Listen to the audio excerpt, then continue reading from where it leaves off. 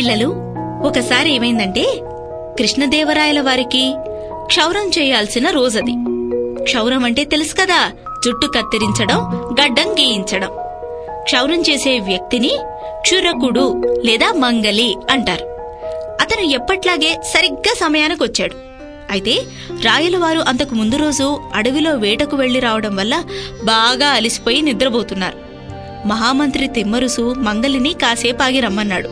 కాని అప్పటిక్కూడా రాయలవారికి మేలుకువ రాలేదు. మరో గంటలో చైనా దేశం నుంచి వచ్చిన పర్యాటకుడు రాజు దర్బారుకు రానున్నాడు. అందుకే ఎక్కువ సమయం కూడా లేదు. రాయలవారిని ఇంకో పావు గంట పడుకొనిస్తే చాలు, ఆయన బడలిక తీరి తేటగా ఉంటారనిపించింది. అలా ఆలోచించిన తిమ్మరుసు మంగలిని పిలిచి, మహారాజుగారికి అస్సలు మెలకువ రాకుండా క్షౌరం చేయగలవా అని అడిగారు.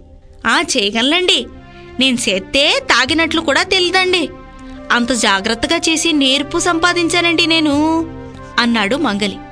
సరే అయితే చెయ్యి, ఆ కాసేపు ఆయన పడుకుంటారు, మళ్లీ రాత్రి వరకు రాయలవారికి క్షణం కూడా విశ్రాంతి దొరకదు అన్నాడు తిమ్మరుసు. మంగలి తన సరంజామా అంతా తీసుకుని రాయలవారి దగ్గరికి వెళ్లాడు.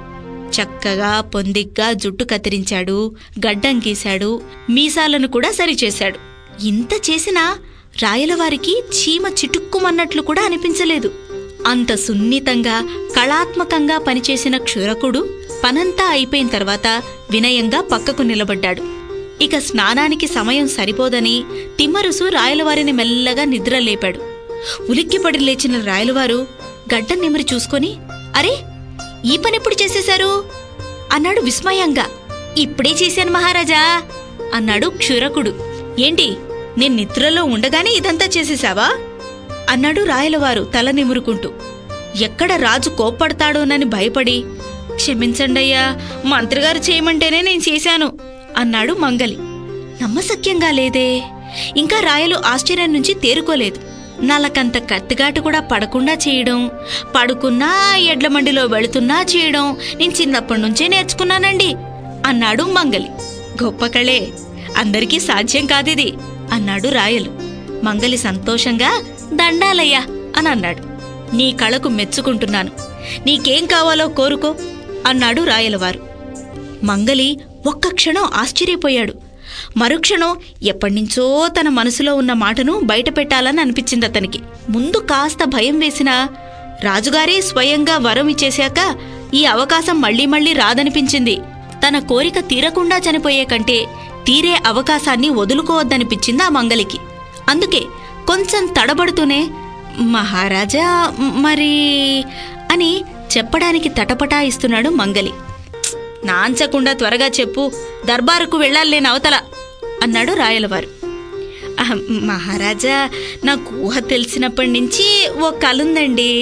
రాజసభలో అందరూ ఉండగా ఒకే ఒక్కసారి మీ సింహాసనం మీద కూర్చోవాలని.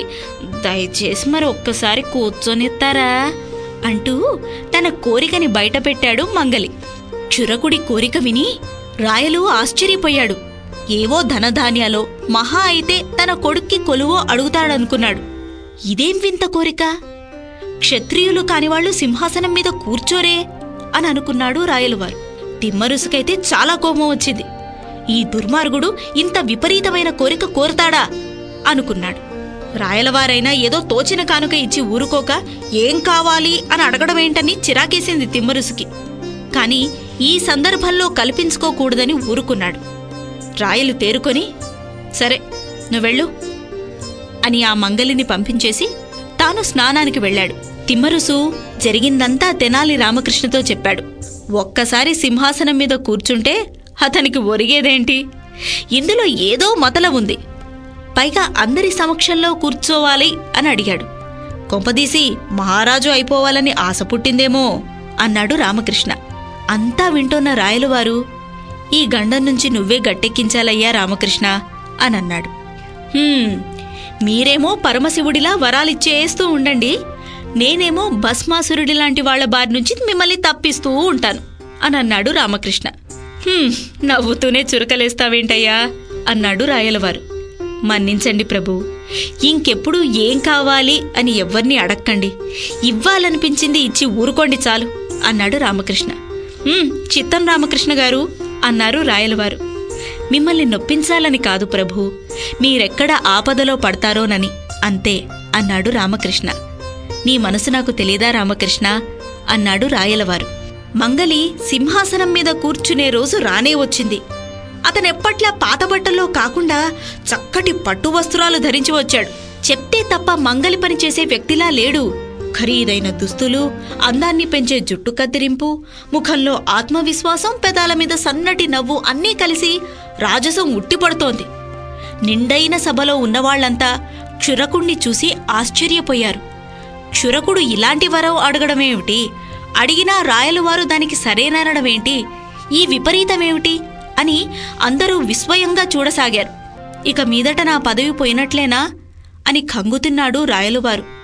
అలాగే రామకృష్ణ వంక చూశాడు. రామకృష్ణేమో మీరిచ్చిన వరం, దీనికి నేనేం చేయను అన్నట్టుగా రాయలవారి వైపు చూశారు. క్షురకుడు వెళ్లి దర్జాగా సింహాసనం మీద కూర్చున్నాడు. మరుక్షణం అంటూ లేచాడు. పక్కనున్న భటులు ఏమైంది అన్నారు కంగారుగా. ఏం లేదు, ఏదో గుచ్చుకున్నట్లయింది అంతే అని సింహాసనం మీద మళ్లీ కూర్చోబోయాడు. వెంటనే రామకృష్ణ కల్పించుకొని, ఇదిగో ఆగాగు, ఒకే ఒక్కసారి సింహాసనం మీద కూర్చోడానికి నీకు సమ్మతి ఉంది.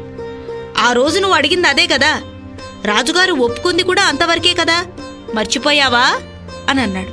కానీ రామకృష్ణ గారు, నేను సరిగ్గా కూర్చోనైనా లేదే మరి అన్నాడు ఆ మంగలి. అది నీ తప్పు, నిన్ను సరిగ్గా కూర్చోవద్దని ఎవరూ అనలేదు కదా అన్నాడు రామకృష్ణ. రామకృష్ణ తెలివితేటలు అలాంటివి మరి. ఆసనం మీద సూటిగా గుచ్చుకునేలా సన్నటి మేకు ఏర్పాటు చేశాడు. అవి కాస్త మంగలికి గుచ్చుకున్నాయి. మంగలి చేయగలిగిందేమీ లేదు గనుక అందరికీ నమస్కరించి అక్కడి నుంచి వెళ్లిపోయాడు. పెద్ద సమస్యను చిన్న మేకుతో చతురంగా పరిష్కరించిన తెనాలి రామకృష్ణను మనసారా మెచ్చుకున్నాడు రాయలవారు. అది సంగతి. చూశారా పిల్లలు రామకృష్ణ నేర్పరితనం?